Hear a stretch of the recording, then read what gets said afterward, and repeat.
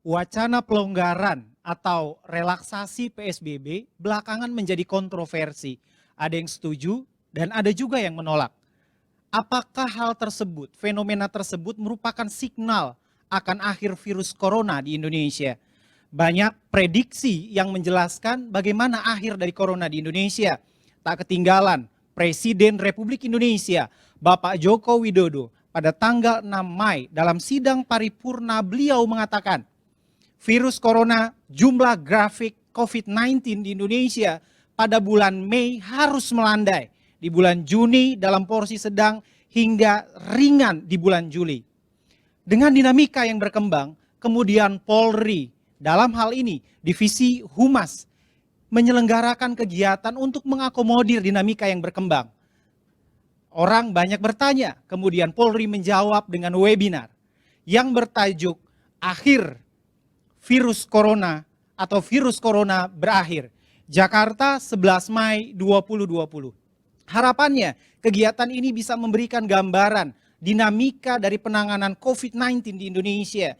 Juga memberikan prediksi tentang akhir dari corona di Indonesia. Dan tentunya bagaimana kemudian kegiatan ini bisa membangun optimisme sebagai kata kunci untuk mengakhiri corona di Indonesia. Saya akan menyapa partisipan yang berada di Zoom. Mohon angkat tangan. Terima kasih atas kesediaannya bergabung bersama kami di sini. Dan telah hadir 4 narasumber yang kompeten untuk mengupas tuntas tema yang telah diambil. Sekaligus saya mengundang dan memperkenalkan. Yang pertama adalah Brigjen Pol Raden Prabowo Argoyono SIK MSI, Kepala Divisi Humas Polri. Kepada Bapak Argo, saya persilahkan untuk ke panggung. Silakan Bapak. Narasumber yang kedua, Deputi Bidang Pencegahan dan Kesiapsiagaan BNPB, Bapak Lili Kurniawan ST MSI. Kepada Pak Lili, saya persilakan untuk naik ke panggung. Saya di mana sini? Siap. Selanjutnya telah hadir di hadapan kita Bapak Dr. Marius Wijayarta yang dalam kondisi kurang sehat pun beliau terpanggil untuk hadir dalam kegiatan kita. Saya persilahkan memberikan aplaus kepada Pak Marius yang sudah di hadapan kita. Selanjutnya narasumber yang keempat, Sri Kandi satu-satunya dalam kegiatan ini yang akan menyemarakkan diskusi kita kali ini. Ibu Arzeti Bilbina SEMAP, anggota Komisi 10 DPR RI dan public figure. Saya persilahkan Ibu Arzeti untuk depan.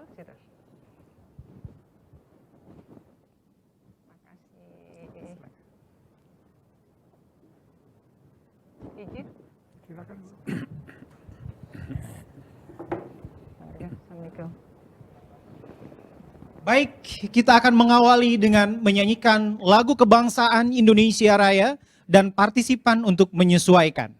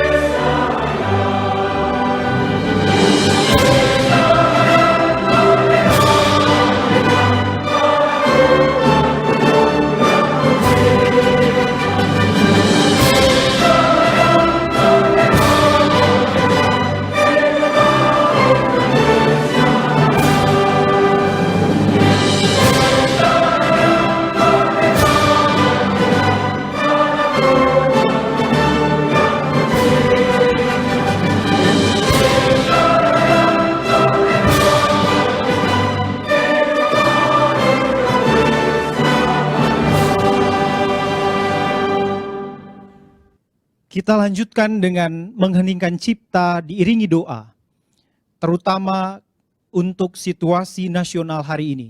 Semoga Allah Subhanahu wa Ta'ala, Tuhan yang Maha Kuasa, memberikan kasih sayangnya hingga virus corona ini bisa segera berakhir di Indonesia. Teriring juga kita sisipkan doa untuk para kesuma bangsa yang telah mendahului kita. Berdoa dimulai.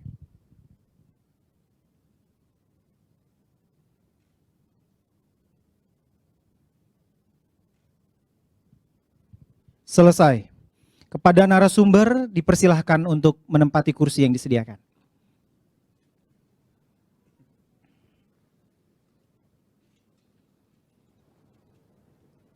Partisipan, kita akan mulai kegiatan ini. Pertama adalah sambutan dari Kepala Divisi Humas Polri. Kepada yang terhormat Brigjen Pol Raden Prabowo Argo Yuwono SIK MSI, disilahkan.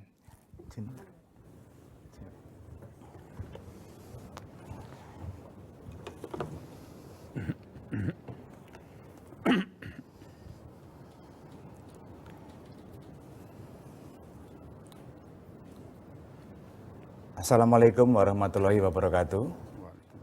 Salam sejahtera bagi kita semua. Shalom, Om Swastiastu, Namo Buddhaya, dan salam kebajikan. Yang saya hormati Bapak Lilik Kurniawan, STMSI selaku Deputi Pencegahan dan Kesiapsiagaan BNPB. Kemudian ada Bapak Dr. Marius Wijayarta, selaku Direktur Yayasan Pemberdayaan Konsumen Kesehatan Indonesia.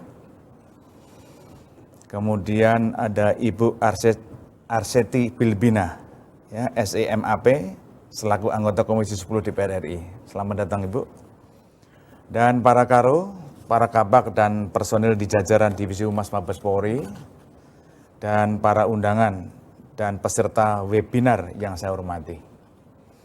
Tentunya pertama-tama kita panjatkan puji syukur kehadirat Tuhan, karena dengan berkahnya, dengan limpahannya, kita bisa kembali bertemu ya dalam acara FGD ini. Ya. FGD yang secara rutin sudah kita lakukan oleh Divhumas Mabes Polri. Ya, itu. Kemudian kita masih dalam momentum bulan Ramadan ya, jadi tak henti-hentinya kita bersyukur. Dan kemudian selamat menjalankan ibadah puasa. Dan tentunya kita berharap bahwa kegiatan webinar ini yang bertajuk virus corona berakhir, tanda tanya ini. Kira-kira kapan ya? Nanti akan kita ulas, kita bahas di kesempatan pada siang hari ini ya itu. Jadi tentunya kita sudah bisa melihat ya. Sudah bisa melihat dari berbagai kegiatan, terutama dari pemerintah ya, kemudian dari beberapa kegiatan gubernur, beberapa kegiatan daripada kabupaten kota, dan tidak lupa juga beberapa kegiatan masyarakat ya, yang selama ini kita lihat bagaimana upayanya dari pemerintah kemudian sampai ke masyarakat. Ada contoh beberapa upaya dari pemerintah dengan adanya PSBB ini, ya PSBB. Jadi dengan adanya PSBB ini akibatnya apa? Banyak. Akibatnya ada juga karyawan yang bekerja di rumah. Ya. Kemudian juga ada pegawai-pegawai bekerja di rumah. Dan tentunya juga ada karyawan perusahaan maupun pabrik, ada yang dirumahkan, ada yang bekerja di rumah, ada juga yang di PHK ya, dan banyak sebagainya dari berbagai kegiatan ini ya. Dan semuanya ini berdampak dalam suatu kegiatan ekonomi, yaitu ekonomi global maupun regional itu ya. Semuanya berdampak. Semuanya merasakan ya, semuanya merasakan. Ya akhirnya dengan dari berbagai macam kegiatan tersebut, dampak-dampak yang ada, sehingga kita berupaya bagaimana biar daripada kegiatan virus ini cepat rampung, cepat selesai, cepat berakhir. Ya. Kira-kira apa yang nanti akan kita lakukan ya, Ya tentunya nanti kita harus punya optimisme ya berkaitan dengan kegiatan ini. Adanya optimis kapan berakhir. Saya yakin bahwa pesta itu ada usainya, dan insya Allah ya untuk kegiatan virus ini juga mudah-mudahan cepat berakhir. Tentunya nanti akan dibahas oleh beberapa narasumber. Kira-kira seperti apa sih biar cepat berakhir? Apa yang kita lakukan? Ya. Kemudian apa juga yang harus kita kerjakan ya? Baik itu secara pribadi, baik itu secara dalam satu lingkup keluarga, baik itu secara lingkup nanti itu bertetangga, baik itu dalam suatu kegiatan di kantor ya, maupun di lingkungan tetangga. Apa sih yang kita lakukan? Kira-kira nanti apa ya itu? Nanti akan dibahas oleh beberapa narasumber dan nantinya itu menjadi masukan buat kita, ya, masukan buat kita, sehingga kita semuanya berharap semuanya virus ini akan segera berakhir dan kita akan seperti sedia kala. Karena dampaknya dengan adanya virus corona ini berbagai macam semua ada, ya. Itu yang ada pergeseran perubahan dari budaya ada istiadat ada, ya. Semuanya ada kita lakukan. Semuanya bergeser ya dengan adanya virus seperti ini. Nanti kan kita bahas, kita dengarin seperti apa. Terus kemudian kita juga bahwa kegiatan ini seharusnya kan kegiatan yang kalau tidak ada virus ini kita lakukan ada audien yang secara langsung akan kita bertatap muka ya. Tapi karena dengan adanya pandemi corona ini akhirnya kita lakukan menggunakan virtual ya, virtual. Tapi saya yakin tidak akan mengurangi optimis ya maupun motivasi daripada teman-teman semua, dan kami yakin bahwa kegiatan ini ada manfaatnya, itu di situ. Tentunya dalam kegiatan ini kami mengucapkan terima kasih ya kepada narasumber yang telah hadir, kemudian nanti partisipan yang telah melakukan kegiatan, ikut ya berpartisipasi, dan tentunya juga tidak lepas dari panitia daripada Difumas dan dari anggota yang lain yang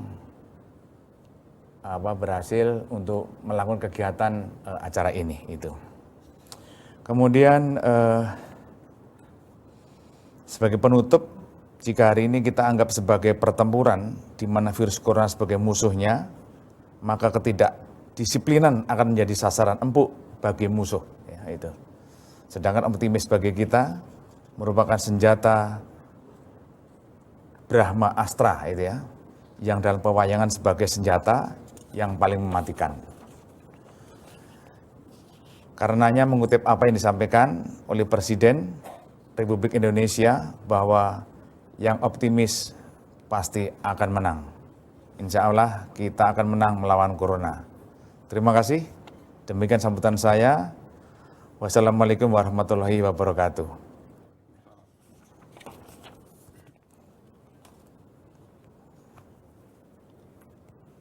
Baik, terima kasih. Kita sampaikan kepada yang terhormat Bapak Argo atas sambutan yang telah diberikan. Sebelum kita masuk ke dalam sesi diskusi, kita akan tayangkan VT hasil dari mahasiswa program studi ilmu komunikasi Universitas Nasional dalam kelas propaganda dan opini publik.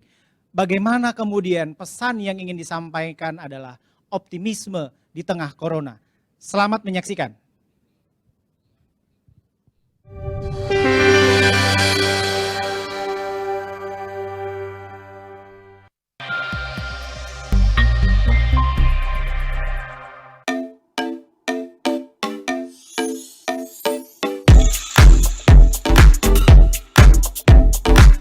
Indonesia berduka. Pertiwi merana. Melihat anak bangsa yang terluka. Karena makhluk tak kasat mata. Memang semua khawatir.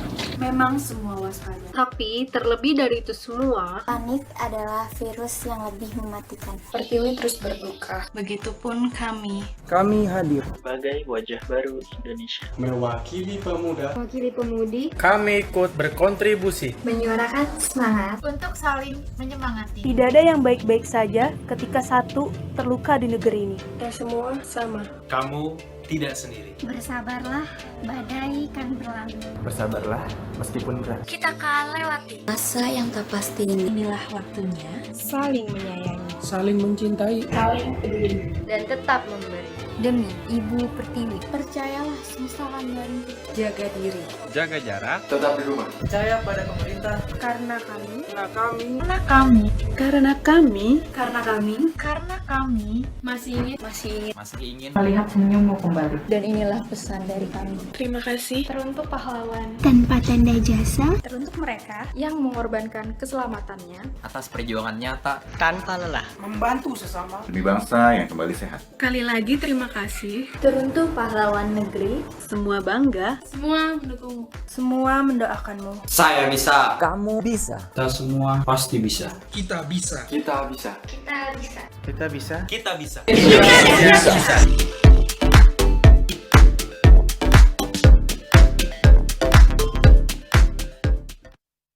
Baik, baik, kita akan masuk ke dalam sesi diskusi, di mana narasumber kita yang pertama langsung Bapak Kadif, Bapak Argo, beliau akan menyampaikan bagaimana membangun optimisme dalam situasi pandemi dengan pendekatan kehumasan atau manajemen media. Langsung kepada Jenderal kami persilahkan. Baik, terima kasih. Assalamualaikum warahmatullahi wabarakatuh. Selamat sore dan salam sejahtera bagi kita sekalian. Om Swastiastu, nama budaya dan salam kebajikan.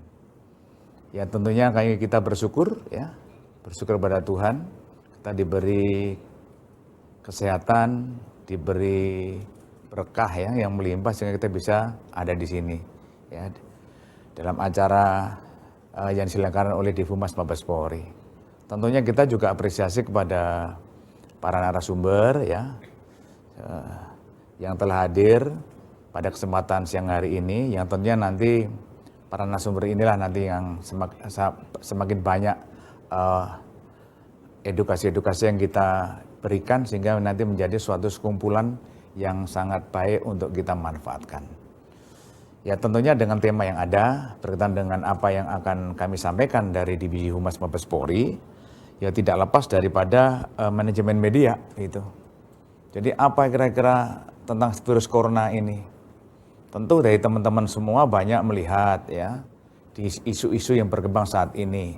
Banyak isu-isunya berkaitan dengan mengenai masalah anggaran yang digunakan untuk virus corona ya. Kemudian juga ada beberapa isu berkaitan dengan ya pendataan tentang baksos ya.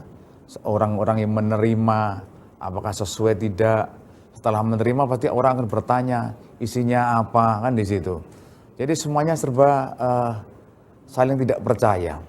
Artinya bahwa adanya suatu mindset ya yang seolah-olah itu tidak benar itu ya apa yang dilakukan ya. Tentunya kita harus bisa melihat bahwa dari isu-isu itu yang ada itu menjadi isu yang positif. Ya ada isu yang rupiah anjlok lah, kemudian juga perekonomian juga turun ya, kemudian juga tentang sembako ya. Kemudian juga ada berkaitan dengan persediaan beras maupun sembako yang lain cukupkah ya dengan adanya kegiatan pandemi corona ini, dan juga adanya isu TKA Cina ya, ada juga tentang kartu prakerja, banyak yang semua isu-isu itu. Dan kemudian juga ada kegiatan-kegiatan tentang hoax juga ada ya, yang sudah kita lakukan, kita terima laporannya dan sudah kita lakukan penyidikan, banyak yang melakukan hate speech di masa pandemi ini gitu. Jadi dengan adanya berbagai macam isu tersebut, kira-kira apa ya yang harus kita lakukan itu ya, kita lakukan. Mohon maaf. Ya tentunya kita sebagai bangsa, kita harus menurut apa yang menjadi kebijakan pemerintah ya, tentunya pemerintah. Dan kemudian dari segi apa kita ini akan melakukan apa yang telah didiskusikan atau telah diberikan kebijaksanaan pemerintah kepada masyarakat. kita melakukan kegiatan yang terkecil sajalah ya, terkecil. Tidak usah kita melakukan yang besar. Seandainya dalam satu rumah, itu kita bisanya hanya memberasuh kunci pintu, ya kita memberasuh kunci pintu saja. Kita mau bangun rumah tidak bisa ya. Contohnya, jadi kita dalam satu rumah, kita tentunya ada di situ saudara kita, ya, ada tetangga kita. Dalam satu rumah itu sendirilah kita membangun suatu sinergi yang positif dengan saudara-saudara kita. Di sana ada isu apa, misalnya nanti beda pendapat ya dengan apa yang dalam rumah, ya kita diskusikan dalam rumah itu. Jadi kita harus berdamai ya, harus berdamai untuk melihat isu-isu yang negatif ini ya, yang kita lihat negatif ya, tapi menjadi isu yang positif gitu ya. Jadi kita dari rumah itu dulu ya, dari rumah itu dulu. Karena kalau kita stay di rumah, itu apa sih kita lakukan? Ya, selain kita istirahat, kita baca artikel ya, menggunakan gadget, kita melihat TV ya. Habis itu apa yang kita lakukan? Tentunya kalau kita menemukan suatu hal yang menarik dalam suatu gadget itu maupun TV, kita nanti akan diskusi dengan tetangga, dengan apa yang ada di samping kita. Kita akan tanya, yang tidak tahu tanya, kenapa bisa seperti itu? Kok seperti itu ya? Itu semua.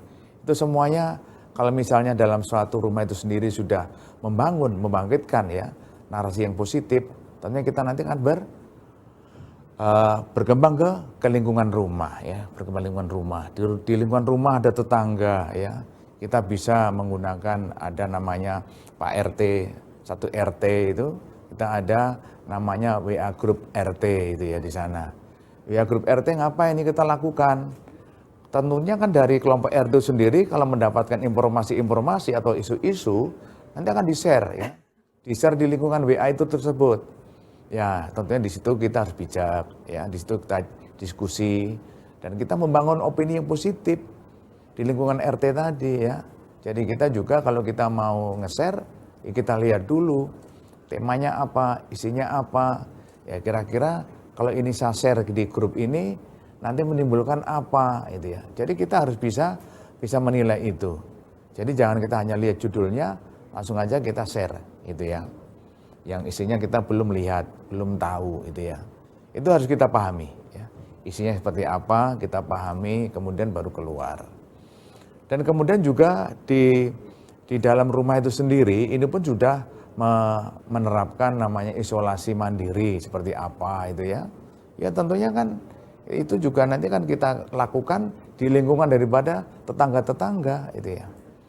Contohnya misalnya kemudian kita keluar rumah, kita harus apa? Oh kita menggunakan masker ya. Kemudian apalagi ya kita setiap kegiatan kita harus ada cuci tangan.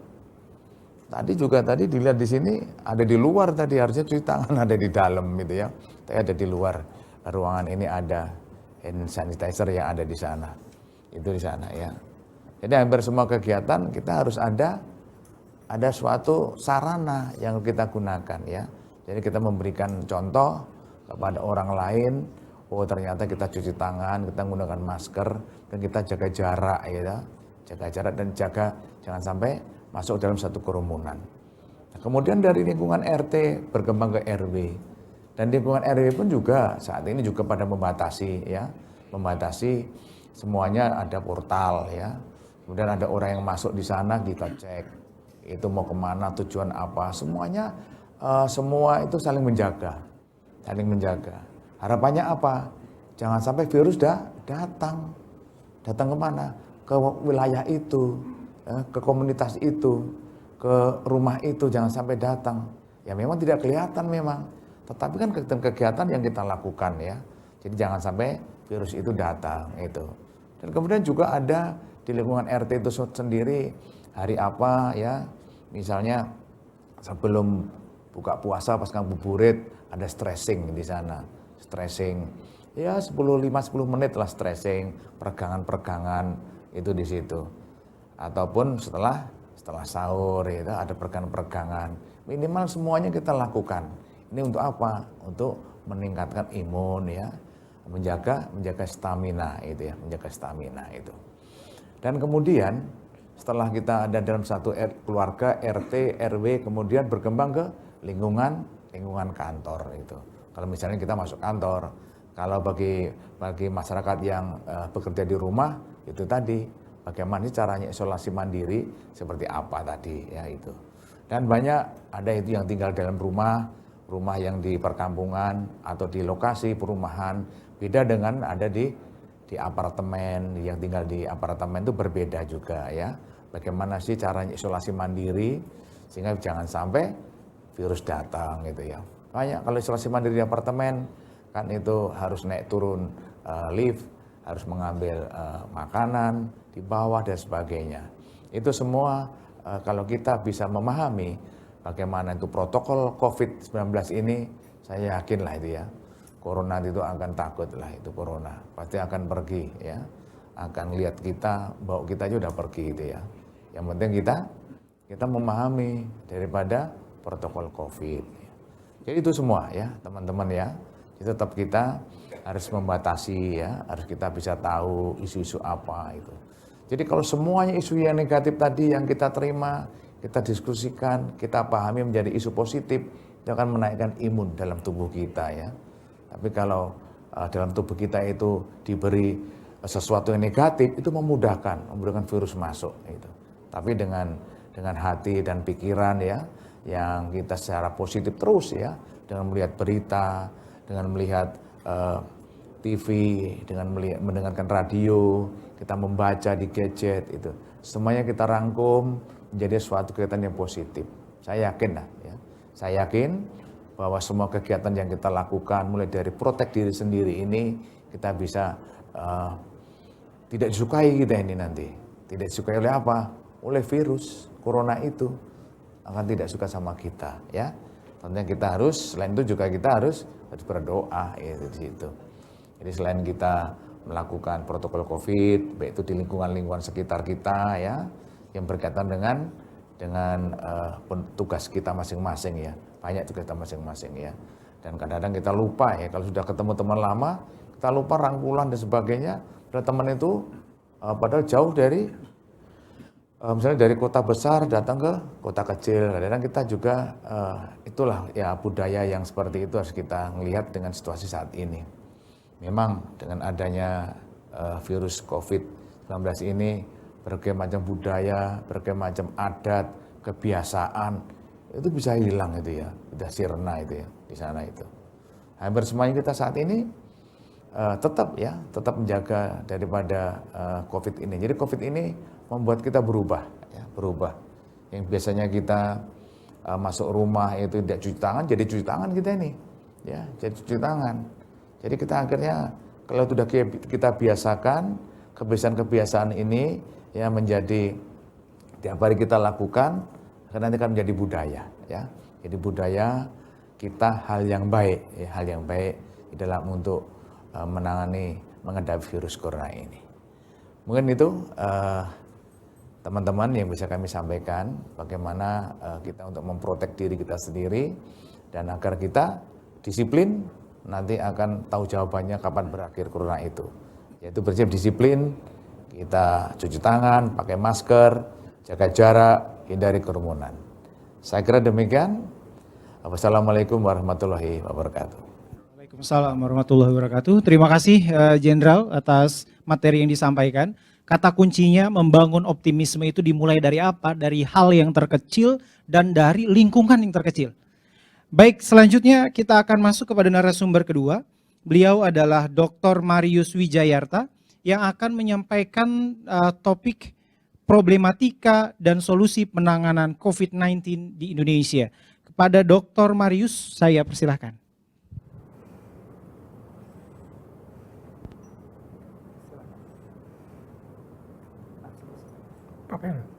Langsung Bapak bicara. Oh ya, terima kasih.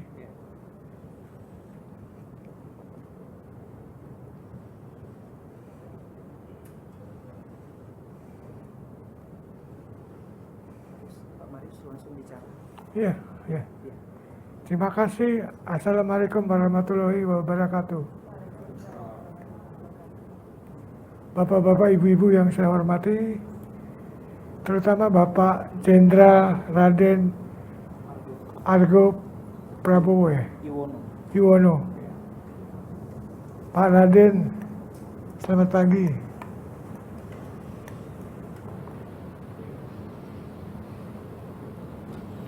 Jadi saya mau koreksi sedikit, Mas. Ya, silakan. Saya belum doktor. Saya dokter medis. Memang saya ngajar di UGM S2, tapi belum dokter. Saya memang aktivis konsumen, tapi juga dokter juga, jadi saya ngobatin orang juga. Karena kebetulan saya kecebur ke konsumen karena saya diceburkan sama almarhum ibu saya. Ibu saya itu salah satu pendiri YLKI. Dan saya diceburkan ke konsumen. Seorang dokter harus mempedulikan konsumen. Makanya saya belajar ilmu konsumen.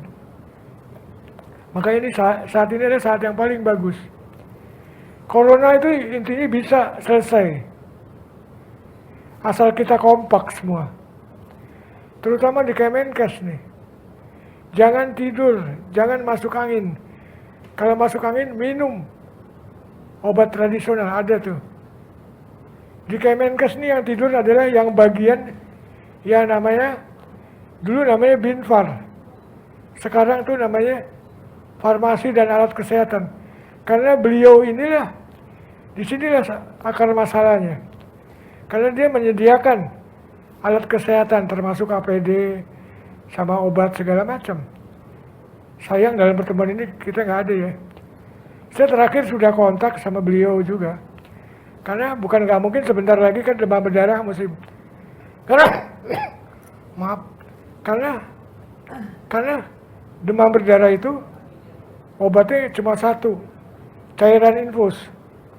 Saya kesal karena waktu itu saya dikontak teman saya yang keluarganya sakit demam berdarah, tapi obatnya infusnya mesti beli sendiri. Cari kemana-mana sudah mulai kosong. Saya kontak teman saya yang di Kemenkes, Bu, itu sebentar lagi mau demam berdarah, kenapa kok belum tersedia? Ibu apa nggak kapok ibu? Itu kan, ini dengan ada corona APD kosong. Saya terus terang aja, kebetulan Yayasan Konsumen punya perwakilan di Jawa Tengah. Ketuanya kebetulan juga dokter spesialis penyakit dalam dan SH. Sebelum rame-rame itu saya kontak, bagaimana persiapan Rumah Sakit Umum Pusat Dr. Karyadi. Dia bilang isolasi sih ada. Dalam arti kata, di sini yang nggak ada APD. Kalaupun ada juga belum tentu yang standar. Saya bilang sama ibu yang ngurusin alat kesehatan, Bu, itu kan waktu dicek kan rumah sakit dicek sama presiden. Katanya siap, isolasi segala macam siap. Saya bilang, wah ini manajemen palu gada. Apa lo minta, gua ada. Ternyata apa? Saya pikir sebetulnya manajemen rumah sakit itu gampang kok. Karena rumah sakit menurut saya suatu institusi yang sudah ada semua, tinggal manajernya yang. Contohnya di sana ada namanya kesehatan keselamatan kerja. Di situ dia harus pantau tuh, apakah APD-nya ada atau enggak. Terus di sana juga ada infeksi nosokomia. Jadi kalau misalkan kita masuk rumah sakit sakitnya A, terus ketularan penyakit lain, itu ada. Saya bisa ngomong itu manajemen rumah sakit itu nggak susah. Karena saya dosen pasca sarjana manajemen rumah sakit di UGM. Jadi kebetulan saya juga dosen juga. Jadi kalau sampai ada petugas kesehatannya tertular atau terdampak corona, itu yang kurang pandai adalah direktur utamanya. Bahkan saya bilang kurang pandai kenapa? Direktur utama menyalahkan, di media dikatakan ini karena konsumennya tidak jujur.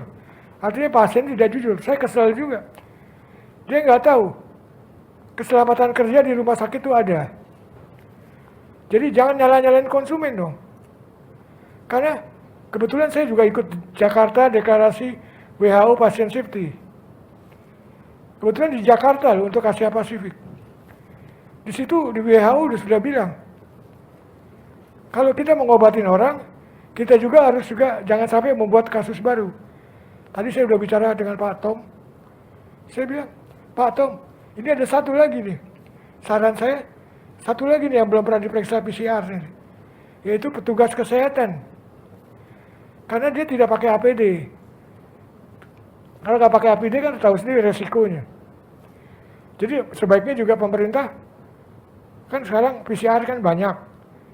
Tolong saya minta tenaga kesehatan diperiksa PCR juga, sama keluarganya sampai ke cleaning service. Karena bukan nggak mungkin ngumpetnya corona ada di sini. Setelah itu, saya rasa nggak ada masalah. Indonesia kan pernah juga dulu ada wabah, tapi nggak sebesar sekarang, yaitu namanya flu burung. Flu burung lebih sadis lagi. 1 hari positif, mati orangnya. Kalau corona, kalau kita kompakkan sih jalan, jadi. Saya yakin bisa. Sekarang kita juga, kan di daerah lain udah diperiksa. Tolong, saya minta tolong, PCR juga diperiksa ke petugas kesehatan sampai ke cleaning service. Bukan tidak mungkin ngumpetnya di situ. Jangan sampai kuman di seberang lautan tampak, gajah di depan muka kita nggak kelihatan. Jadi kalau udah begitu kan masih kan, ada satu lagi yang kurang tepat kalau menurut saya dilaksanakan pemerintah, yaitu namanya isolasi mandiri. Saya nggak setuju dengan itu, karena apa? Ruangan isolasi aja ada tekanan negatif. Itu kalau mandiri di mana? Di rumah. Itu sama aja ngumpulin penyakit di situ. Penyakit kan kalau di isolasi mandiri, isolasi yang di rumah sakit, itu kan ruangannya tekanan negatif, artinya kumannya tidak bisa nyebar kemana-mana. Lalu kedua juga, rumah sakit itu kan limbahnya kan jelas.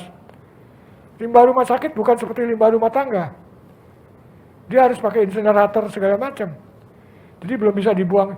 Ini kan orangnya kan kalau isolasi mandiri kan, buang air besar, buang air kecil kan jadi satu dengan pendudukan kan nggak dikelola dengan baik.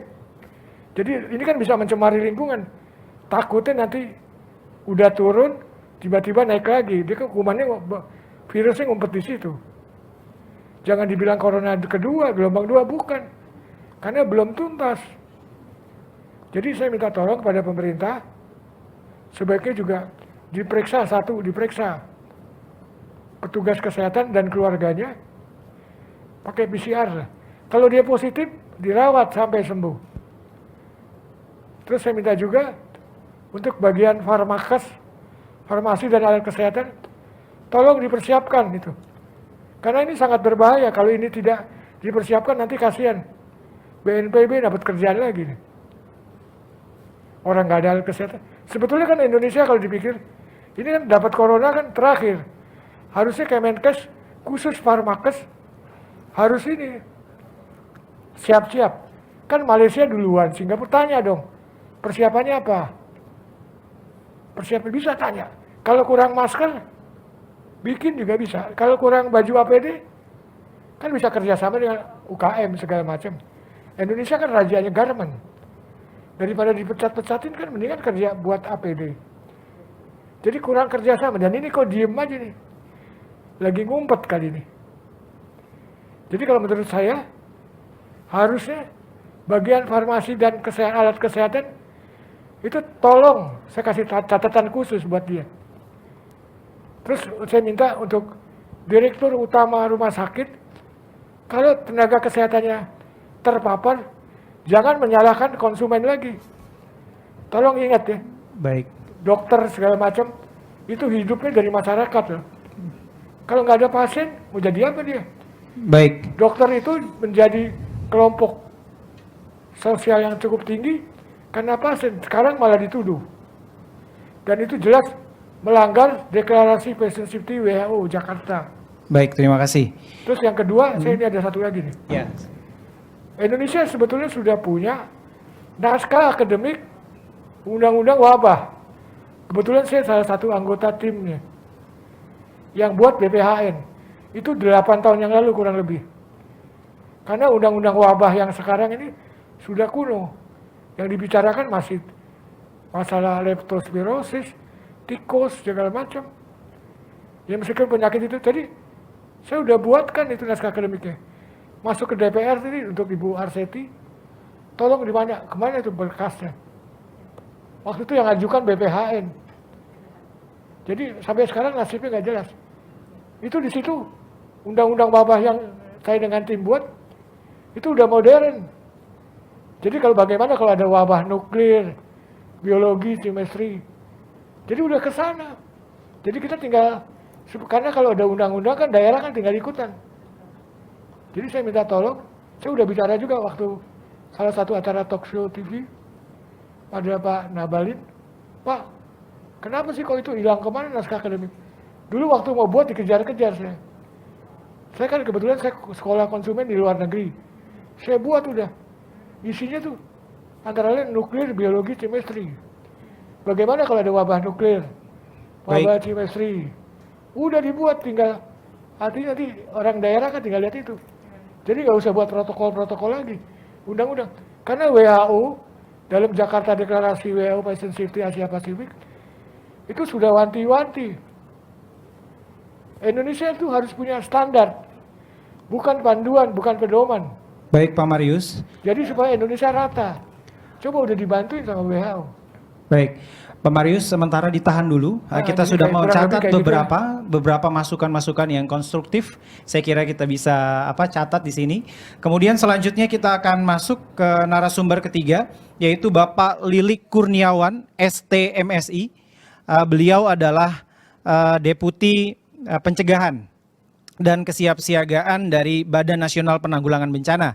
Topik yang disiapkan untuk beliau adalah prediksi akhir pandemi dan dinamika penanganan COVID-19 di Indonesia. Pada Pak Lili, saya persilahkan.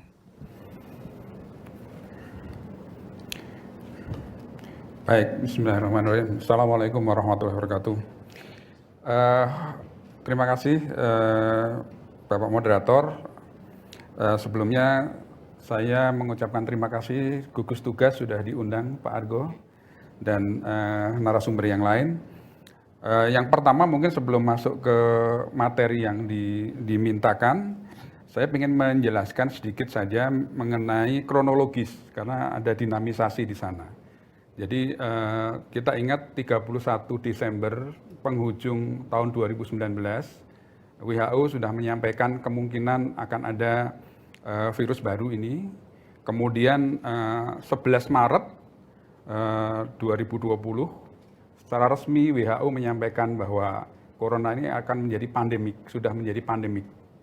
Dan 2 hari setelah itu Bapak Presiden Jokowi kemudian mengeluarkan Kepres nomor 7 tahun 2020. Ini adalah Kepres mengenai gugus tugas percepatan penanganan COVID-19. Dan di sini Kepala BNPB diminta untuk menjadi ketua gugus tugas ini. Dan gugus tugas ini bekerja bersama dengan semua kementerian lembaga.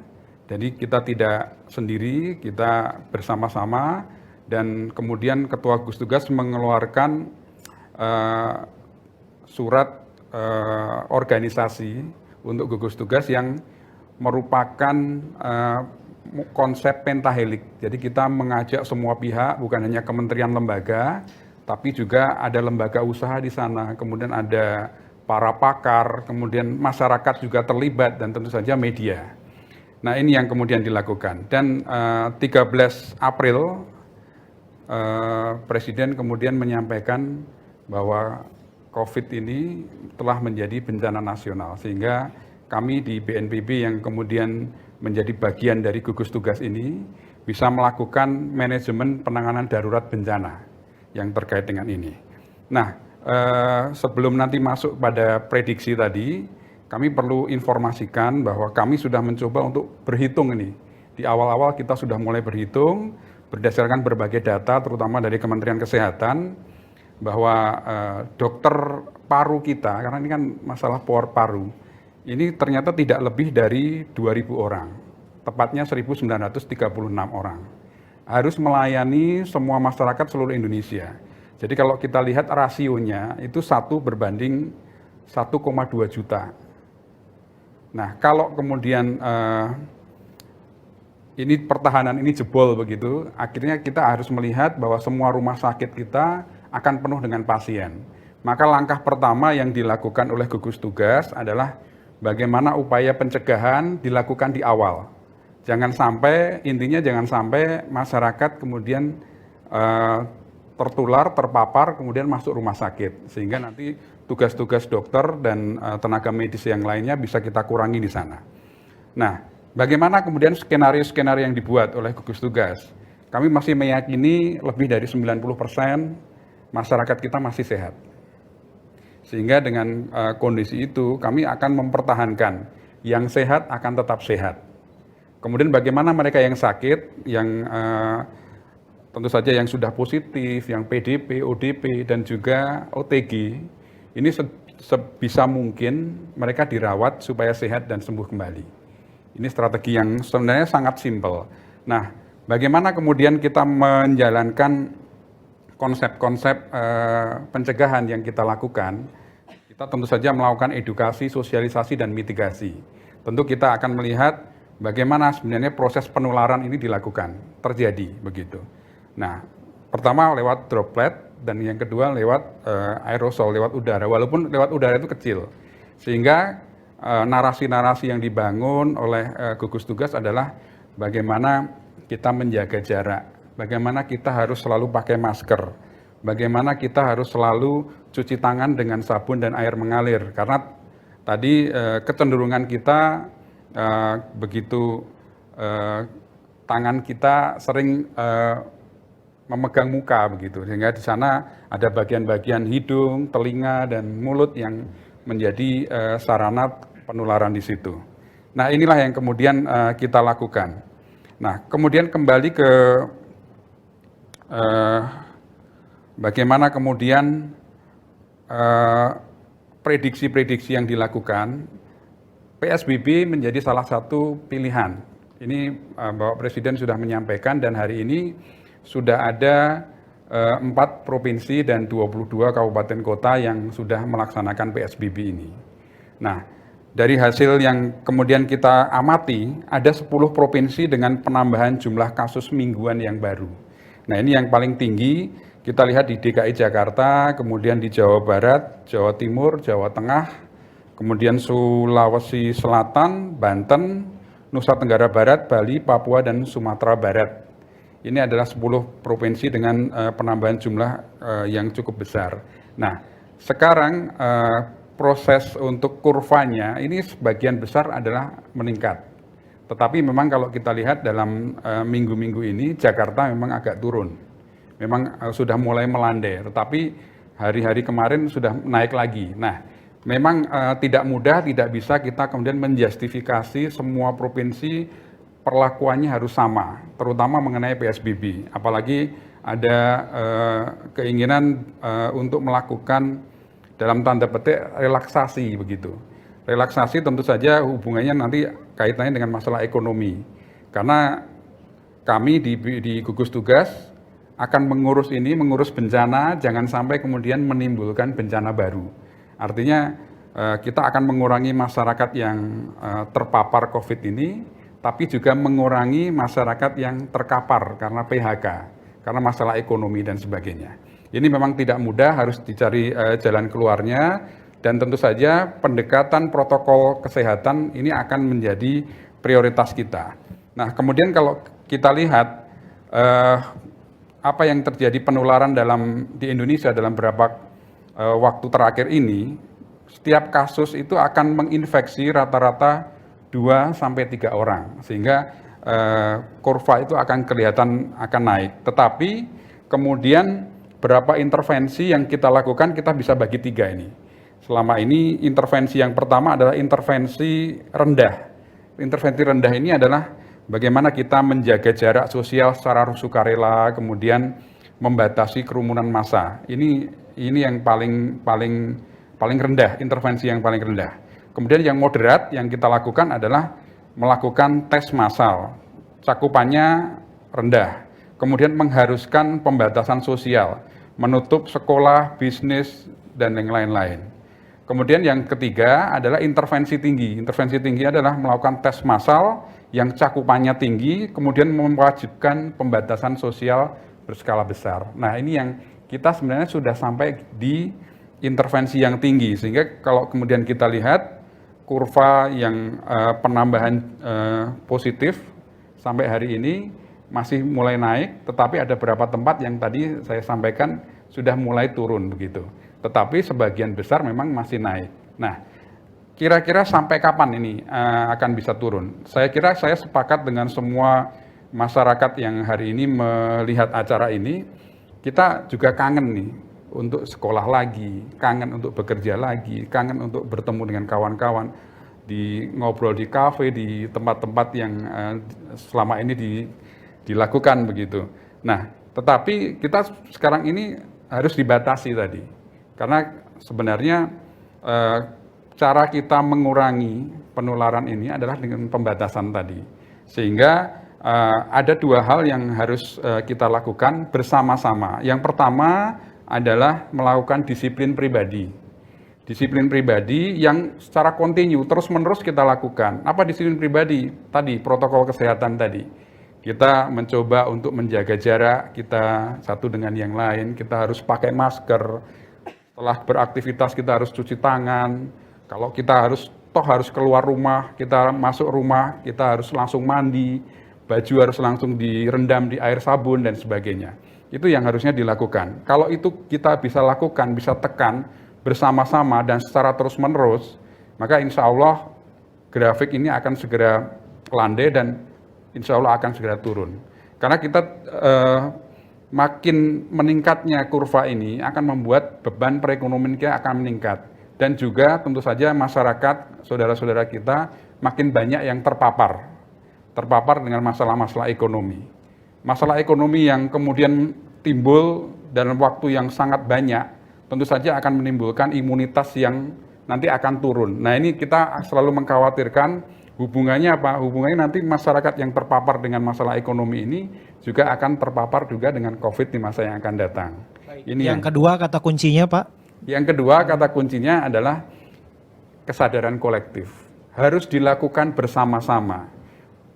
Tidak bisa kemudian hanya si satu tempat sudah melakukan protokol kesehatan, tapi di tempat yang lain tidak melakukan itu. Dua hal ini adalah sesuatu yang sangat penting bagi kita, dan ini yang harus kita lakukan bersama-sama. Dan tentu saja yang tambah satu lagi adalah sabar. Kita harus sabar nih sekarang. Sabar untuk menjalankan ini bersama-sama, dan kita selalu berdoa, kita berusaha semuanya akan segera selesai, segera berakhir, dan kita bisa melakukan aktivitas seperti sebelum COVID terjadi di Indonesia lagi. Ini yang prasyarat yang harus kita lakukan. Tetapi di luar dari itu, kita sekarang menghadapi beberapa masalah yang cukup serius. Yang pertama adalah COVID ini sendiri. Yang kedua adalah bagaimana kita sekarang harus menghindari namanya ego sektoral, itu harus kita hindari. Nah, yang ketiga, yang dilakukan oleh Pak Argo dan tim hari ini adalah bagaimana kita mengurangi berita-berita negatif, hoax, dan sebagainya. Nah, kalau ini bisa kita lakukan bersama-sama, ini insya Allah kita akan bisa melalui ini dengan baik, dan mungkin setelah Mei ini, Juni sudah mulai landai, dan nanti insya Allah September kita sudah mulai menurun begitu.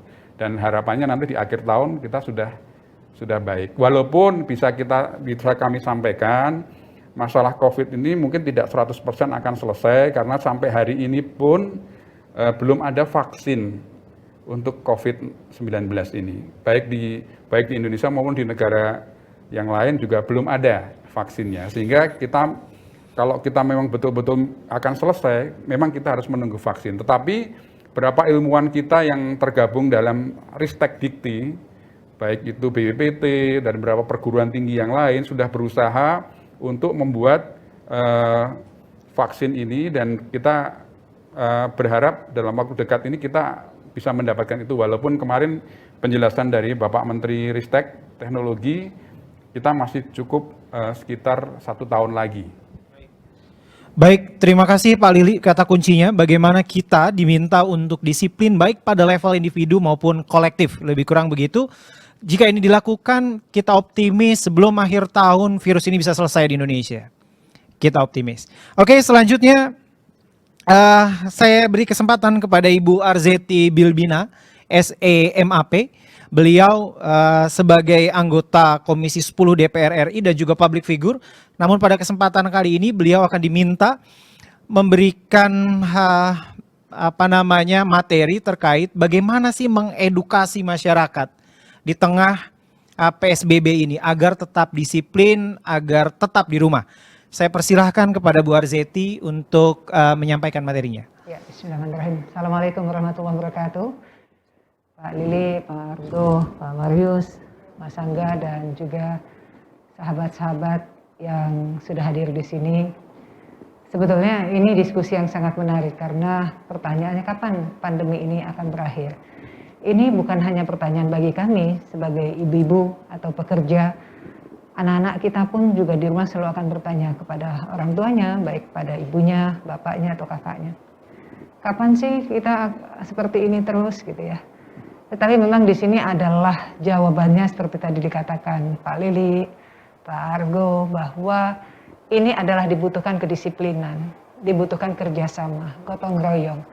Karena saat ini pandemi ini adalah pandemi di mana bukan seseorang yang ditugaskan, seperti misal BNPB gitu ya sebagai gugus depan untuk bisa melakukan pencegahan, tetapi adalah kerjasama kita semua. Dimana kalau kita tidak mendisiplinkan diri kita dahulu, tentunya kalau kita bicara mengenai korek api yang kita susun banyak, kemudian kita bakar, pasti semua akan terbakar. Tapi pada saat proses pembakaran itu ada satu yang kita tarik ke bawah, tentunya itu akan terpadam apinya. Artinya pandemi ini atau virus ini akan berhenti jika kita bersama-sama melakukan gerakan di mana tadi dikatakan menjaga kebersihan, cuci tangan, menggunakan masker. Yang sebetulnya kalau kita melihat ini adalah kegiatan yang sangat baik juga, yang mungkin selama ini kita sudah tidak sadar dengan kesibukan kita, tidak ada lagi kedisiplinan bagi diri kita untuk menjaga kebersihan. Bukan hanya mencegah pandemi, tetapi juga kebersihan diri kita yang mulai harus kita tata kembali. Artinya saya berterima kasih juga kepada Pak Argo dan juga tim. Dengan adanya acara hari ini adalah merupakan satu edukasi, sosialisasi, memberikan informasi terus kepada masyarakat. Agar masyarakat ini tidak termakan dengan kejenuhan, kelelahan, kepenatan, trauma karena harus di rumah terus, kemudian tidak diberikan edukasi-edukasi yang positif, diberikan berita-berita yang baik, di mana digali optimisme bahwa pandemi ini akan berakhir jika kita bersama-sama dengan penuh kegotong royongan. Dan saya sebagai public figure tentunya harus, bukan hanya public figure, tetapi ya sebagai seorang ibu pastinya ya. Karena di rumah saja anak-anak kita yang memang biasanya mereka punya aktivitas dalam hal pendidikan, ada kegiatan di mana mereka selalu berangkat sekolah, kemudian saat sekarang mereka 24 jam harus di rumah, yang biasa banyak informasi, banyak kegiatan yang mereka harus lakukan, saat sekarang mereka harus vakum di rumah, mereka sendiri juga banyak dirugikan. Mari kita bersama-sama untuk bisa terus mengikuti arahan, anjuran yang sudah dilakukan atau yang diinformasikan oleh pemerintah untuk bisa kita sama-sama untuk tidak bisa menahan diri untuk tidak melakukan kegiatan-kegiatan di luar rumah. Karena memang saat sekarang dengan adanya waktu udah hampir 3 bulan mungkin Mas Angga ya, 2 bulan ya. Akhirnya masyarakat sekarang berpikiran gini, udah deh lelah juga kalau kita di rumah terus, keluar rumah aja. Tapi justru itu persepsi yang salah. Artinya di dalam rumah pun banyak kegiatan yang bisa kita lakukan. Dan kembalikan lagi bahwa mungkin ini adalah teguran bagi Allah untuk kita, agar kita introspeksi diri kita juga. Dan ini juga salah satu cara bahwa agar yang namanya evolusi ya. Kemarin kalau kita melihat asap debu di mana-mana, saatnya sekarang kita berkegiatan di rumah, melakukan segala sesuatu bersama dengan anak-anak, bicara mengenai intinya lebih kepada kesehatan. Artinya sangat positif kalau kita menggarisbawahi bahwa kita harus berdiam diri di rumah, banyak yang bisa kita lakukan. Kita bersama-sama untuk bisa memutus rantaikan virus ini sehingga kita akan bisa merasakan kembali kehidupan normal seperti yang kita harapkan. Bisa beraktivitas seperti semula, bisa bersosialisasi, bisa bekerja. Apalagi di bulan puasa ini kan dulu kita berharap mungkin nanti sebelum Ramadan selesai pandeminya. Tapi ternyata sekarang hari ke-18 kita masih berdiam diri di rumah, tidak bisa melakukan iktikaf, tidak bisa berbuka puasa dengan teman-teman di rumah layaknya seperti yang kita lakukan tahun-tahun sebelumnya. Dan insya Allah kalau kita selalu berpikir optimis, ini bisa kita selesaikan sama-sama. Insya Allah, apakah di bulan Juni, Juli, Agustus, atau di akhir tahun, kita akan bisa merasakan kehidupan normal kita seperti biasanya. Mungkin itu dulu yang bisa saya sampaikan, Mas Angga. Baik, menarik sekali Ibu Arzeti atas apa yang disampaikan. Selanjutnya saya akan menyapa partisipan yang terkoneksi dengan Zoom. Dan kita akan memasuki sesi tanya jawab. Mohon izin pada narasumber, kita sudah terhubung dengan 3 wilayah di Indonesia. Nanti akan ada penanya dari Yogyakarta, dari Jakarta sendiri, dan dari Cirebon. Nah, adapun pertanyaan yang pertama, saya persilahkan kepada Bapak Helmi Fahrozi, dosen dari UII Yogyakarta. Saya menyapa dulu Pak Helmi, apakah mendengar dengan baik suara saya? Ya. Dengar, Pak. Baik, silahkan bertanya dengan waktu yang singkat, kemudian ditujukan kepada siapa? Saya persilahkan. Kepada narasumber dari Deputi Gugus Tugas COVID atau BNPB, Pak. Ya, baik. Kepada Pak Lili, saya persilahkan pertanyaannya. Ya, baik, Pak. Jadi prinsipnya begini, dari banyak literatur yang kita dapat dari literatur atau media massa, itu ada di beberapa daerah yang terjadi penurunan, ada juga yang masih signifikan terus naik. Yang pertanyaan mendasarnya untuk Pak Deputi, data dari gugus tugas yang dimiliki saat ini seperti apa? Apakah memang betul terjadi penurunan atau memang seperti kita lihat di TV-TV nasional terus naik? Karena semakin kita ketahui kalau ada terjadi penurunan, itu sedikit motivasi untuk kita bisa masyarakat menghadapi COVID-19 ini cepat untuk berakhir. Itu yang pertama. Yang kedua, dari mana gugus tugas COVID ini sebenarnya mengambil data-data tersebut? Karena di beberapa literatur kita sering melihat terjadi kesimpang siuran, bahkan berbeda-beda hasil datanya. Baik. Dari mana prinsipnya gugus tugas COVID itu mengambil data-data dan bagaimana cara mengambilnya? Terima kasih. Assalamualaikum. Waalaikumsalam. Baik Pak Helmi, bisa kita tangkap. Saya langsung persilahkan kepada Pak Lili untuk memberikan jawabannya. Ya, baik, terima kasih Pak Helmi, selamat siang. Yang pertama, kenapa ini datanya kalau di setiap sore kita mendengarkan Pak Ahmad Yuryanto kan selalu naik nih. Nah, kenapa kita kemudian menyimpulkan ini kok bisa landai begitu kan? Memang seberapa memang masih naik. Yang kita lihat adalah tren, Pak. Jadi kami melihat ada tren harian dan tren mingguan. Di dalam tren mingguan ini memang ada perubahan-perubahan yang tadinya dia naiknya setiap hari itu 300 katakanlah. Nah, ini bisa turun di situ. Nah, itu kita bisa analisis. Datanya dari mana? Pertanyaan Bapak yang kedua. Datanya kami sudah punya data yang namanya Bersatu Lawan COVID. Nah, ini hari Minggu kemarin itu kami sudah launching ini. Nah, bagaimana dengan sumber datanya? Sumber datanya dari daerah, dari puskesmas, dari dinas kesehatan yang dari provinsi, kemudian langsung diberikan ke gugus tugas. Sehingga kami bisa melihat di sana. Bapak bisa cek data itu di covid19.go.id. Di sana ada sebaran. Nah, itu Bapak bisa lihat di sana. Semua datanya ada sampai dengan berapa jumlah laki-laki atau perempuan yang meninggal per masing-masing daerah juga ada di sana. Silakan Bapak lihat sana. Terima kasih. Baik, terima kasih. Saya kira begitu jelas. Terima kasih kepada Pak Helmi atas pertanyaannya. Sekarang kita akan bergeser ke penanya berikutnya, yaitu Ibu Ruri Oktaviani. Beliau dosen dari Universitas Pancasila. Baik, Ibu Ruri, apakah bisa mendengar suara saya dengan jelas? Halo, Bu Ruri? Bu Ruri dari Universitas Pancasila.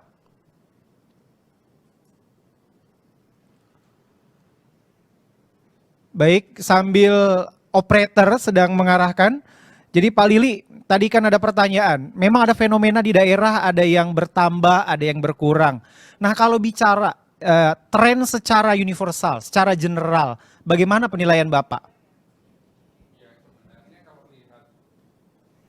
Kita lihat berdasarkan data yang bersatu lawan COVID yang sekarang ada di gugus tugas, ini memang datanya ada di daerah. Jadi kita tidak melihat yang ada di pusat.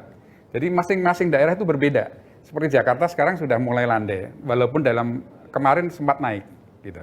Tapi di daerah kita bisa melihat memang kurvanya masih meningkat begini. Nah inilah yang kemudian disebutkan tadi pagi oleh Bapak Presiden, bagaimana kita harus mempunyai upaya yang cukup kuat supaya ini tetap landai begitu. Baik. Nah caranya gimana tadi? Dua tadi, disiplin pribadi dan penyadaran kolektif tadi. Baik, selanjutnya kita terhubung oleh pertanyaan yang kedua. Sudah terhubung dengan Ibu Ruri. Ibu Ruri? Sudah. Halo. Oh, oke, baik.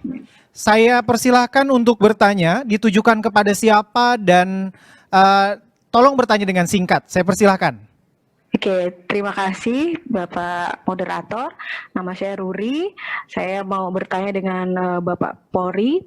Pertanyaan saya singkat aja, apakah hambatan yang sangat signifikan bagi Polri dalam penanganan COVID-19 khususnya menangani warga Jakarta? Karena saya lihat masih banyak yang lalu lalang, kemudian juga kesadarannya kurang. Nah, ini bagaimana mengatasi hambatan-hambatan tersebut? Terima kasih. Baik, saya persilahkan kepada Pak Argo untuk langsung mengomentari. Baik, selamat sore Bu Ruri. Terima kasih atas pertanyaannya.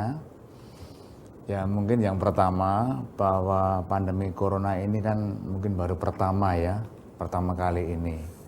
Jadi mungkin kita seperti saya ini mengalami seperti ini.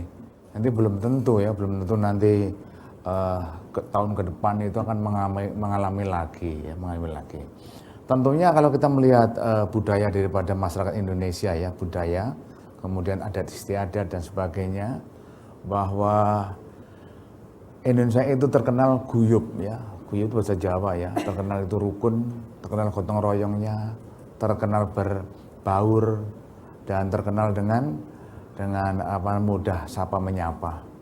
Tapi dengan adanya virus pandemi corona ini, tentunya kan kita harus membalikkan semua ini Setelah ada aturan dari pemerintah dan juga ada dari pemerintah daerah, dan kemudian juga ada pelarangan mudik. Seperti apa sih yang dilakukan oleh Bapak Polisi ini?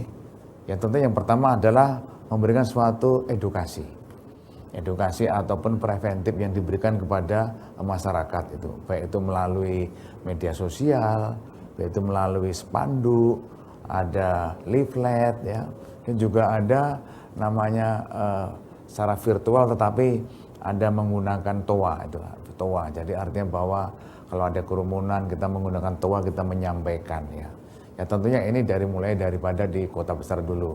Artinya di kota ada suatu kerumunan seperti apa kita akhirnya membubarkan, kita memberikan edukasi, kita menyampaikan, dan kita juga tidak bosan-bosannya kita ini nggak bosan-bosannya ngomong terus kita ini.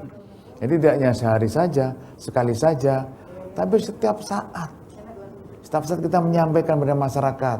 Jadi biar masyarakat paham bahwa masyarakat biar menjadi apa?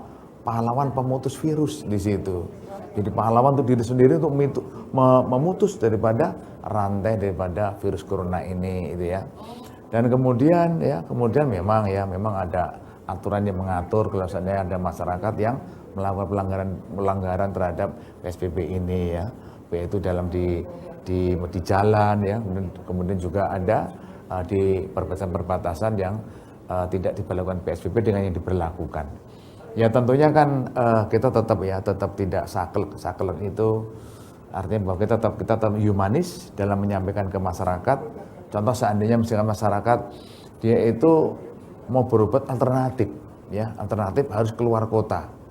Dia sakit, dia memang sudah biasa dia berobat alternatif. Apakah kita mau larang, Bu? Kan nggak mungkin, ya. Kita tetap melihat di mobil, dia menggunakan mobil ada berapa orang ini? Wah, ada 3 orang, ya. Oh, di depan menggunakan masker, di belakang ada 2 menggunakan masker, ya. Saya ini tidak menggunakan masker, kita apakan? Ya kita beri masker, kan gitu. Kita beri masker biar masyarakat tahu apa sih aturan-aturan seandainya menggunakan kendaraan pribadi maupun kendaraan umum. Jadi yang terpenting bahwa kita jaga jarak tadi yang kita utamakan, jangan sampai kita singgolan, jangan sampai kita dempet-dempetan itu saling bersinggungan itu ya dalam kita duduk. Tetap kita di checkpoint di masyarakat yang mau mudik misalnya, kita tetap ngomong, Bapak Ibu mau kemana yo kan? Iya Pak, ini saya kan setiap tahun kita kan mudik Pak, gini. Nah, tapi bagaimana nanti seandainya nanti Bapak Ibu nanti kalau di kampung di sana nanti kalau misalnya satu rumah di kampung nanti kalau misalnya kena sakit bagaimana? Tetap kita lakukan edukasi yang humanis kepada masyarakat itu sendiri. Ya artinya bahwa memang kendala ada gitu ya, kendala. Ada yang marah-marah ada kan gitu, marah-marah, maki-maki ada, tapi kita tetap aja. Tetap kita sampaikan dengan lembut dan halus biar masyarakat itu paham ya. Paham, jangan sampai menjadi rantai, tapi jadilah sebagai pahlawan untuk memutus daripada virus corona ini. Demikian Bu ya, Bu Ruri, terima kasih. Baik, terima kasih Ibu Ruri. Selanjutnya kita akan masuk kepada penanya yang ketiga, yaitu Bapak Abdurrahman dari IAIN Syekh Nurjati Cirebon. Bapak Abdurrahman? Ya. Ya. Ya, Mas. Oke, ini mahasiswa ya? Iya, mahasiswa. Oke, mahasiswa dari IAIN Syekh Nurjati Cirebon. Saya persilakan dengan waktu singkat dan ditujukan pertanyaannya kepada siapa? Silakan. Ya. Terima kasih kepada Pak Moderator. Baik, pertanyaan yang saya sampaikan ini kepada Dr. Matius ya. Terkait pernyataannya yang bilang kalau kita mau ngobatin ya orang jangan bikin masalah baru. Nah ini sebenarnya statement menarik gitu ya untuk melihat keadaan sekarang. Nah kalau kita lihat di saya sendiri gitu di kampung saya kalau misalkan adanya virus ini malah menimbulkan atau ada protokol PSBB ya di Majalengka menimbulkan sebuah semacam huru hara gitu ya di tengah masyarakat. Karena apa ya? Karena solusi dari pada pemerintah sendiri untuk jalur ekonomi sendiri itu kan masih kurang, dan ini mungkin juga bisa digabungkan dengan ditujukan kepada Bapak Lilik ya terkait imunitas ya, ketika masyarakat sudah memiliki kesadaran kolektif lalu di situ mulai jenuh kan otomatis imun akan turun dan baik pertanyaannya langsung bagaimana?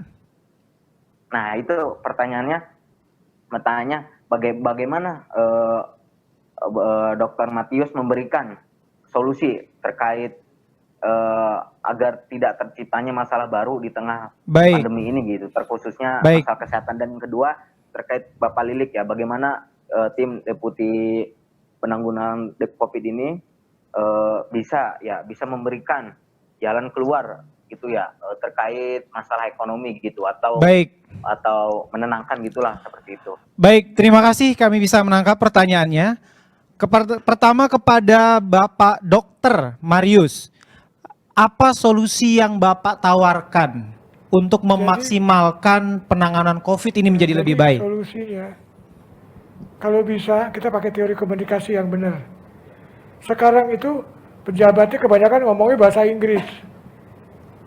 Itu nggak ngerti orang-orang itu apa social distancing segala macam.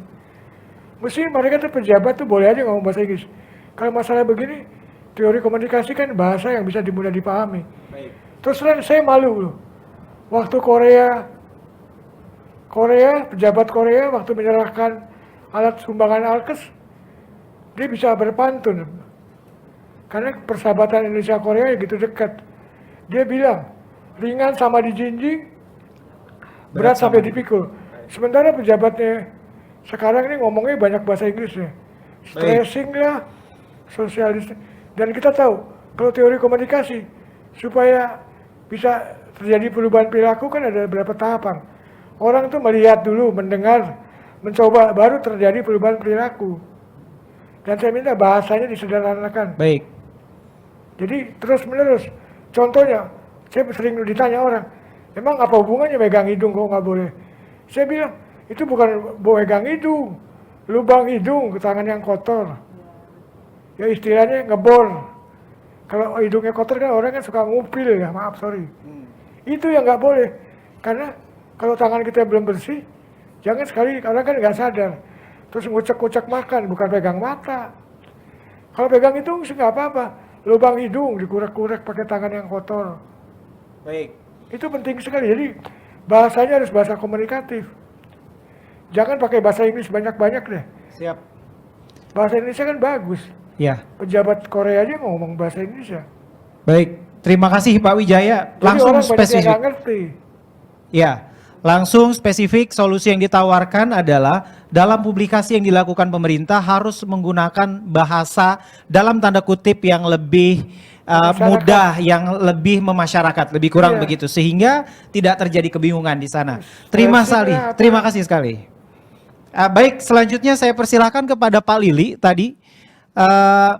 Pertanyaannya itu mungkin dalam pendekatan ekonomi. Jadi sudah ada bantuan juga, tapi praktiknya di lapangan masih terjadi beberapa gejolak. Nah, bagaimana solusi yang ditawarkan oleh gugus tugas dalam rangka menetralisir gejolak-gejolak yang ditimbulkan dari perspektif ekonomi? Saya persilakan. Ya, baik. Jadi ini yang kita sebut sebagai mitigasi bencana untuk kaitan dengan ekonomi. Nah, di awal sebenarnya kita sudah sampaikan bagaimana kemudian strategi untuk pencegahan itu sudah dilakukan. Misalnya tadi yang paling mudah adalah kita diminta untuk di rumah saja, supaya untuk memutus persebaran penularan dari COVID-19 ini. Nah, tetapi kemudian kalau kita hanya di rumah saja, tanpa melakukan sesuatu, memang dari sisi yang lain akan terpengaruh. Salah satunya adalah terkait dengan masalah ekonomi. Nah, ini yang kemudian muncul apa yang disebut dengan bantuan sosial dari Kementerian Sosial khusus untuk mereka yang memang kemudian terpapar dengan ini. Walaupun kita tahu tadi Pak Argo sampaikan memang belum mulus ini, tapi data-data akan terus diperbaiki untuk ini. Nah, kemudian bagaimana kemudian yang masyarakat yang bisa berusaha? Kita minta untuk kemudian menggunakan moda-moda virtual yang dilakukan. Nah, ini sudah beberapa sudah bisa dilakukan. Kemudian ini sementara ini yang diusulkan adalah relaksasi, tetapi relaksasi pun nanti akan dibatasi. Misalnya nanti di awal Juni misalnya kalau memang disepakati nanti akan ada beberapa restoran dulu misalnya tempat makan yang mulai dibuka. Tapi itu pun dibatasi, yang tadinya 100% kursi itu bisa digunakan, besok hanya 25% dulu misalnya. Nah, ini adalah relaksasi yang nanti harusnya kita lakukan setelah ini. Tetapi itu pun kita harus melihat dari tadi kurva perkembangan dari penularan COVID tadi. Memang tidak bisa langsung dilakukan. Kemudian yang paling penting di depan mata kita adalah gotong royong seperti Bu Arseti sampaikan tadi. Gotong royong ini menjadi salah satu hal yang paling mungkin dilakukan. Di beberapa tempat kita sudah mendapatkan contoh-contoh baik. Misalnya ada satu tempat yang kemudian kita memberikan makanan ada di sana, kita cantelkan, kita taruh di sana sehingga mereka yang butuh bisa mengambil dan sebagainya. Ini yang sekarang upaya-upaya, karena semuanya serba terbatas sekarang ini. Memang tidak bisa dibuka begitu saja karena tadi ada protokol-protokol kesehatan, di mana kesehatan ini masih menjadi prioritas kita saat ini. Saya kira itu. Ya. Baik, terima kasih Pak Lili. Baik, terima kasih Abdul Rahman atas pertanyaannya. Dan masih ada satu pertanyaan, satu pesan teks ya. Satu pesan teks yang masuk ke panitia, itu ditujukan kepada Ibu Arzeti. Nah, pertanyaannya, Ibu sebagai public figure, sebagai anggota Dewan juga, terbiasa berinteraksi dengan masyarakat. Nah, jika ada fenomena masyarakat yang dalam tanda kutip masih membandel, kira-kira menurut Ibu bagaimana mengatasi fenomena itu? dalam konteks PSBB ini? Terima kasih.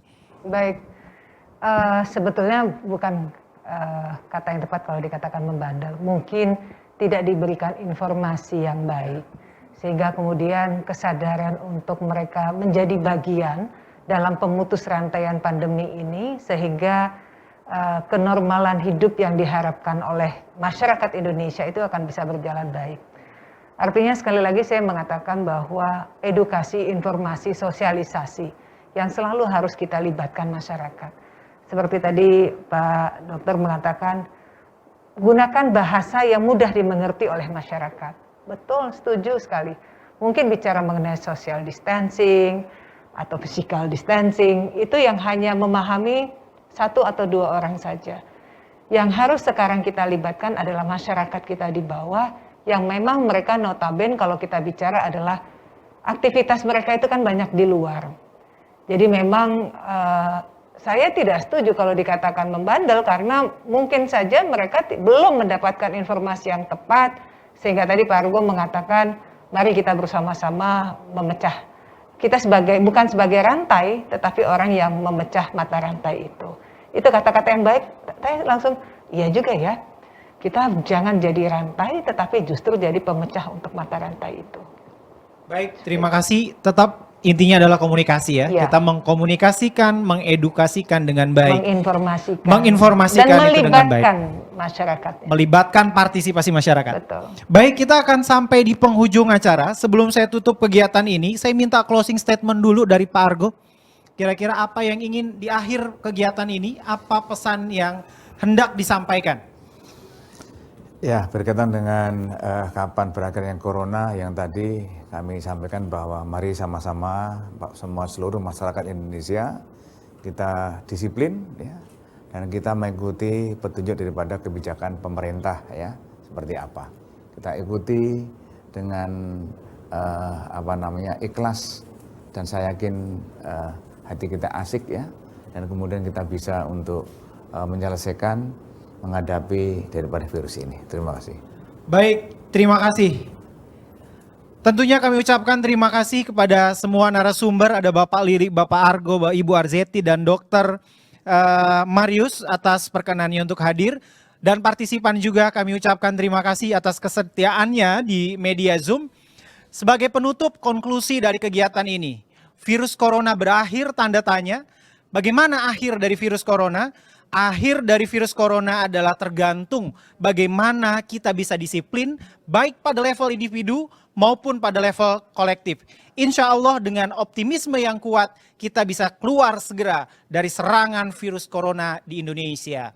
Saya Angga Sulaiman, moderator dalam kegiatan ini undur diri.